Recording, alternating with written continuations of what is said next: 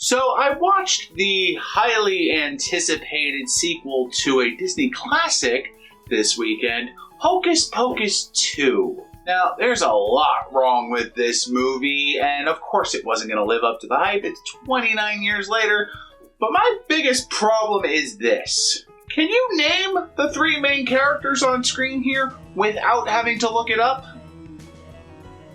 Neither can I. It's like they didn't even try. They were just like, oh, everyone's gonna love a Hocus Pocus sequel. So what did they do? They did the bare minimum. They barely came up with a story. This guy brings them back for reasons.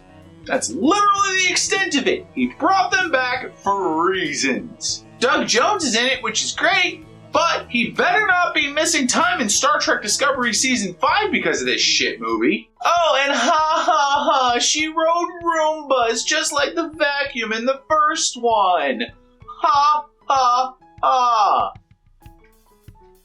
This movie sucked.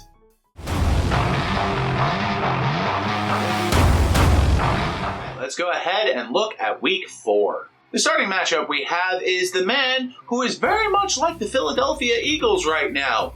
He's 4-0, he loves to run his mouth, everyone hates him, and we know he's going to choke at the end of the season. That's right, it's Kyle versus Kelly. Now, Kelly was looking to bounce back after a loss last week to her husband, Justin. However, she didn't get it, and unfortunately, Kyle's going to beat her this week. Kyle beats Kelly 149 to 124, meaning that Kyle will unfortunately rise to 4-0, and Kelly will fall to 2-2. Next up, no one saw this coming. It's Alexa versus Chris. Now, Chris was the favorite to come into this week as he was on a 2-game hot streak, and Alexa had just gotten her first win last week. However, Alexa's actually going to be the one to take this week. Alexa beats Chris 183 to 140, not only being the highest scoring player, but now that means Alexa will rise to 2-2, and Chris will fall to 2-2. Next up, it's the men who won the Domestic Abuse Bowls. That's right, it's David versus Justin. Now, David had previously only had a win for beating his girlfriend, and Justin was hot off beating his wife. So they both played each other to see who the domestic abuse champion was, and turns out, that's right, it's David. David beats Justin 171 to 147, meaning that Justin will fall to 2-2 and David will rise to 2-2. Our next game of the week is William versus Bob. Now, Bob got off to a good start as beating David in his first week. However, he's been on a 2-game losing streak since. And William is hot off a loss against Kyle in the previous week. So both teams were looking to bounce back, and it looks like William's going to be the one to do it. William beats Bob 118 to 105, the closest game of the week, meaning that William will now rise to 3-1 and Bob will fall to 1-3. And our final game of the week, mostly because it's this person's first win. That's right, it's Danielle versus Uncle David. Now, Uncle David, hot off his first win against David last week, seemed to be the favorite to win. However, Danielle got sick of losing, it seems, and she finally bounces back. Danielle gets her first win of the season, beating Uncle David 161 to 112, meaning that Uncle David will fall to 1-3 and Danielle will rise to 1-3. Congratulations, honey. Now, at the end of week 4, it's still very early in the season. Anyone can do anything, but just some context for everybody. We have 3 1-3 teams, 5 2-2 teams, 1 3-1 team, and 1 4-0 team. Again, it's still early, so if you're in the 1-3 bracket, don't feel discouraged. There's plenty of time for you to make it to the playoffs. And again, 7 teams make the playoffs. 7.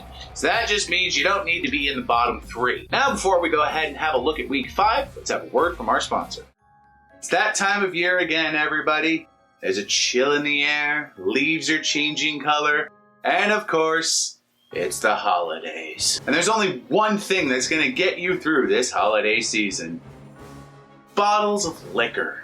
With bottles of liquor, you'll have the patience to survive any family dinner. With a bottle of liquor, it also is going to make it much easier for you to want to do those activities your children are begging you to do. Sure, I'll take you to a Halloween party, Lana. Why not? Sure, I'll take you trick-or-treating, Nora. Why not?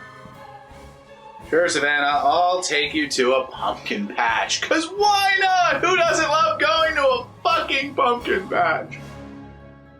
So grab a bottle of liquor today and make all of those holiday activities you have to do a blackout. Elmo. Politician first, person second. Elmo says, I always oppose government shutdowns.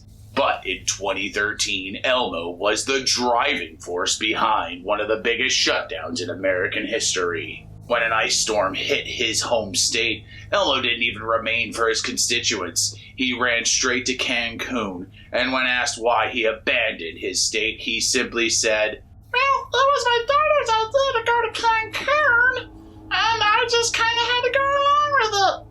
Wasn't my idea. It was my daughter's. I have no balls. Alright, let's go ahead and look at week 5. Starting match we have is the 1-3 Uncle David, looking to try and get his second win of the season, versus the 2-2 Alexa, who's on a bit of a hot streak right now and wants to keep it going. We'll see what happens there. Next up, it's the 2-2 David versus the 2-2 Kelly. Both teams looking to get their season going in the right direction and get over 500. I wish you both the best of luck. Then we have the 1-3 Bob versus the 4-0 Kyle. Everyone's rooting for you, Bob. No one's rooting for you, Kyle. No one. Next up, it's the former champ versus the guy that's currently in second place. It's the 3-1 William versus the 2-2 Chris. Should be a good matchup to watch, so everyone keep your eyes on it. And our final match of the week is the 2-2 Justin, hot off a loss to David, versus the 1-3 Danielle, who's on her first win after beating Uncle David. Good luck to both of you. All right, before we go, as always, please remember to continue to check free agency. Also, try to remember that next week is the last week before bye weeks begin, meaning you want to make sure you start having those players in positions to cover other players as they go on their bye weeks. Also, on a more Florida note, the west coast of Florida did just get battered by Hurricane Ian. I mean, there's massive flooding, there's massive power outages. Everyone's going to have their donations of choice. My favorite, if I were to pick one, will always be World Central Kitchen. World Central Kitchen goes to a lot of places stricken by disaster, floods, hurricanes, earthquakes, fires, and what they do is they feed the people that are there who lived through those disasters, because everybody deserves a hot meal. If you can donate to World Central Kitchen, please go ahead and do so. Again, you don't have to. They're just my charity of choice because at least I know where my money would be going to, unlike with certain other organizations. So until I see you again, please everybody remain safe, have fun, live long and prosper, and remember the one true fact of life, that life is short. So make sure you get paternity tests so that way you don't have to pay for a kid that isn't yours.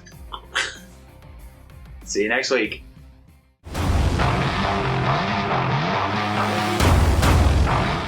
7. I can't fucking finger shit today.